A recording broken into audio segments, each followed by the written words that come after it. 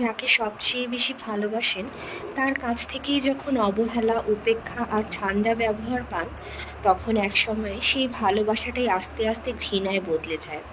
এটা একদিনে নয়, ধীরে ধীরে ছোট ছোট কথায় বারবার কষ্ট দিয়ে ভেঙে দেয় ভরসা।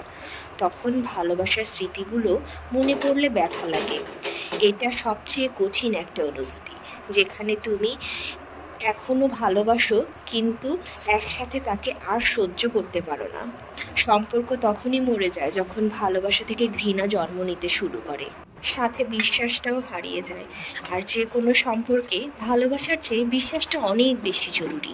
যখন আপনি একজনকে নিজের সব কিছু ভেবে নিঃস্বার্থভাবে ভালোবাসেন আর সে বারবার আপনার অনুভূতিকে তুচ্ছ করে, তখন একটা সময় আসে যখন আপনি আর কষ্ট পেতে আগ্রহী থাকেন না।